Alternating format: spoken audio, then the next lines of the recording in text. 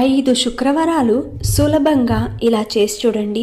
మీకు ఎలాంటి డబ్బు సమస్య ఉన్నా అతి తొందరలో ఆ తల్లి తీరుస్తుంది. అది ఏం చేయాలి అంటే, శుక్రవారం, రేపు శుక్రవారం కాబట్టి ఉదయం లేవగానే తలంటు స్నానం ఆచరించి శ్రీ మహాలక్ష్మి ఫోటో కానీ విగ్రహం కానీ ఉంటే ఆ తల్లికి పసుపు, గంధం, కుంకుమలతో అలంకరించి పసుపు వర్ణము లేదంటే తెల్లటి వర్ణము లేదంటే గులాబీ రంగు పువ్వులను తీసుకుని చక్కగా అలంకరించండి. ఆ తర్వాత తమలపాకులో నైవేద్యం పెట్టాలి.